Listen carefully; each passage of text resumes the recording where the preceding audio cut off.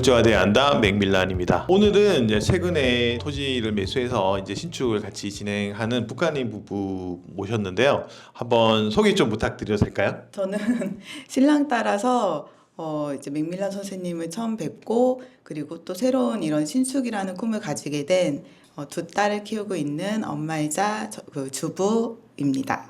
네. 북한님도 소개 좀 부탁드리겠습니다. 네, 저도 신축이라는 사업을 이제 처음 알게 됐고 맥밀란님 만나서 새로운 길을 가고 있는 가라고 합니다. 아, 네. 네. 첫 질문이 북카라는 게 되게 저도 처음 들어본 닉네임인 것 같은데요. 네. 북카라는 그 닉네임의 뜻 또는 뭐 그게 어떤 게 될까요?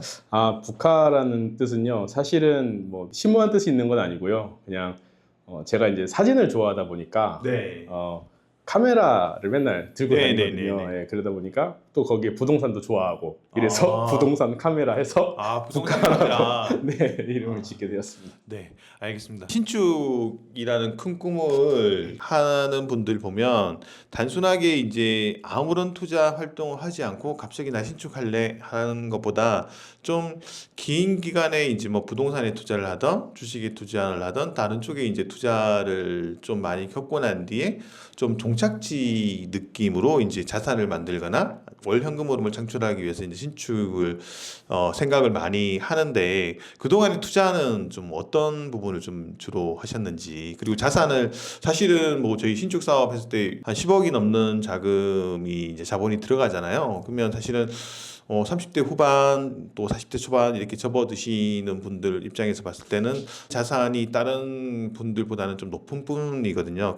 저희가 처음에 이제 신혼 때 시작한 게 2억 전세를 시작을 했거든요. 아, 네. 그게 1억 3천 현금 있고 그리고 이제 나머지 7천만 원은 대출을 받아서 딱 그 돈으로 시작을 했고 이제 신랑이랑 같이 하면서 나머지 신랑이 얘기를 그러면 2억의 시드를 네. 가지고 네. 거의 지금의 자산을 일구었는데 어떤 네. 식으로 좀 투자 형성돼? 왜냐하면 저희 채널에 보면 뭐 20대 30대 분들이 자산을 만들어서 신축을 가고 싶은데 그걸 어떤 식으로 또 형성시켰는지에 대한 것도 궁금해서 북한님께서 한번 설명을 좀 주시면 좋을 것 같아요. 어떤 네. 식으로 투자를 해서 좀 자산을 불렸는지. 네, 저희는 사실 아파트 전세로 들어갔는데 그냥 2년 살다가 임대인 분께서 이제 이렇게 확 한번 올리시는 거죠. 전세 보증금을? 네, 보증금을. 그래서 한번 그렇게 보증금을 올리는 거를 느끼고 나서 이건 좀 집을 사야 하는 거 아닌가? 그래서 그때 마음을 먹고 그냥 과감하게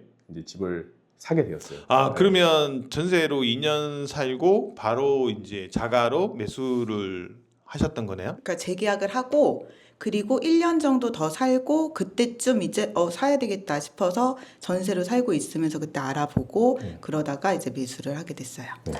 그러면 이제 자가에 살게 되신 건가요? 네. 네, 그렇죠. 그때 이제 자가를 처음으로 첫 집을 사게 된 거예요. 네. 그게 몇 년도라고 보시면 될까요? 네, 2016년도야. 2016년도면 이제 딱 좋은 타이밍에 네. 부동산이 되게 좀 화랑하는 타이밍에 또 잘 들어가셨네요. 그죠? 네, 맞아요. 그 운이 참 좋게 좋은 타이밍에 딱 저렴할 때 잘 샀던 것 같기는 해요. 그리고 그때 이제 신랑이 이제 그 새로운 베이비 스튜디오라는 이제 사업을 다시 하면서 그때 투잡으로 하게 된 거거든요. 네. 그래서 그때 수익이 이제 조금 저희가 월 벌이가 조금 더 높아진 거예요. 그러다 보니까 자신감도 생겨가지고 그때 이제 그 첫 집을 장만을 하고 바로 그 해 12월 달에 또 재개발을 샀어요. 추가로. 그러면 네. 거의 1년 만에 두 개를 네. 되게 큰 투자를. 그러니까 저는 이제 되게 여기서 되게 키포인트가 뭐냐면 결국에는 내가 투자하는 관점에서 월 현금 흐름을 미리 좀 먼저 세팅을 해서 월 현금 흐름이 좀 창출이 되면 말씀처럼 이제 뭐 어떤 투자를 하더라도 내가 이자를 부담할 수 있는 능력도 커지고 그런 부분에서 이제 이거를 좀 하더라도 네. 내가 부담할 수 있는 여력이 있으니까 좀 더 말씀하신 자신감도 생기고 투자에 대한 어떤 방향에 대해서 더 크게 했던 것 같고 근데 1년 사이에 되게 저점에서 두 채를 지르신 건 대단하신 거네요, 진짜. 그때 당시에 말씀하셨듯이 현금 흐름이 이제 올라오니까 자신감이 막 이제 올라왔던 것 같아요. 저희가 좀 젊다 보니까 부동산에 다니면서 사장님들이 막 이것저것 많이 알려주셨어요. 그래서 거기에서 배웠던 게 뭐 어디에서 강의도 있으니 이런 것도 들어봐라. 그리고 투자는 뭐 요렇게 하는 거다. 그리고 재개발에서도 정말 재개발 처음부터 끝까지 뭐 권리가액이라든지 뭐 프리미엄이라든지 이런 것도 굉장히 적극적으로 막 설명해 주시고 되게 젊은 친구들이 벌써부터 이렇게 하고 있다는 거 되게 좋게 봐주셔가지고 되게 친절하게 잘 알려주시고 그랬던 것 같아요. 그때. 근데 진짜 사람이라는 게 인연이 되게 중요한 게 사실은 모든 부동산 사장님이 그렇지는 않거든요. 네. 어떤 부분에서는 좀 부동산 투자의 멘토 같은 역할도 하신 거네요, 그죠? 네, 부동산에서 많이 도와주셨으니까 네. 결국에는 저희도 그렇게 할 수 있었던 것 같아요. 그러면 그 두 채의 투자를 계속해서 그게 계속 가져가셨나요? 아니면 뭐 사고 팔고 뭐 이런 부분도 있으셨나요? 그렇게 해서 두 채를 계속 가지고 갔고 그러다가 이제 그 두 채를 그냥 팔고 신랑이 분양을 해보자라고 했어요. 네. 그래서 이거 팔고 분양이 과연 될까 이렇게 생각을 했던 거예요. 왜냐하면 분양이라는 거는 그냥 확률이잖아요. 그래서 안 될 수도 있는데 그거를 이제 신랑은 이제 무주택자로 있고 분양을 해보자 이래서 굉장히 무모한 도전인 것 같은데 어찌 됐든 그때 팔았어요. 아, 두 채를 다 팔았어요? 그러면 몇 년 만에 파신 거예요? 그게 한 2년 좀 지나고서 아. 이제 하나는 뭐 비과세 받고 뭐 이런 식으로 해서 판 거예요. 그 분양을 그러면 결국에 받으셨어요? 2018년도에 집을 팔고 네. 무주택 상태로 있었는데 그때 집값이 엄청 뛰던 해였어요. 그래서 네. 갑자기 막 하루아침에 자고 일어나면 1억이 떠있고 막 이런 식이었거든요. 너무 불안해가지고 이미 팔았는데 저희가 일단은 분양은 분양대로 하고 그리고 또 아파트를 만약에 분양이 안 될 수도 있으니까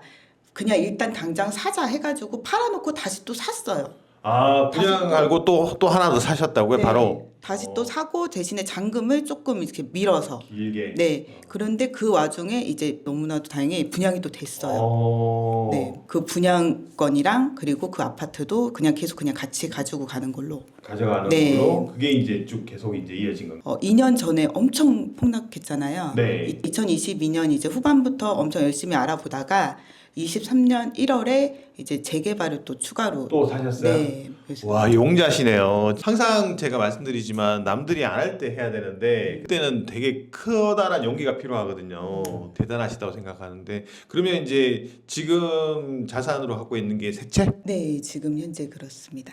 그러면 이제 그걸로 이제 전체적으로 이제 매각하거나 뭐 정리해서 이제 신축을 하시려고 하는 거죠. 그렇게 해서 좀 형성된 그 자산은 어느 정도 수준, 순자산은 어느 정도 수준이라고 보면 될까요? 대출 빼고면은 한 17억 정도 되려나? 와, 대단하십니다. 정말 적극적으로 투자 잘했고 투자 타이밍도 되게 잘 맞았던 것 같고 저희는 정말 타이밍이 정말 좋았던 것 같아요. 그러니까는 항상 인생에 행운이 되게 중요한데 항상 이렇게 타이밍이 되게 좋은 때에 저희가 잘 선택을 해서 정말 운이 정말 좋았다 이런 얘기를 정말 많이 합니다. 항상 운이 네. 좋았다 생각하고 네. 감사하면서 네. 그렇게 하고 있습니다. 근데 사실은 그 운도 뭔가를 행동을 했기 때문에 나오는 거고 그 운을 만들기 위해서 수많은 고민을 하고 저는 단순히 그게 운이라고 생각하지 않고 때를 놓치지 않고 뭔가를 해서 이뤄낸 것 자체가 엄청나게 큰 실력이라고 저는 생각을 합니다.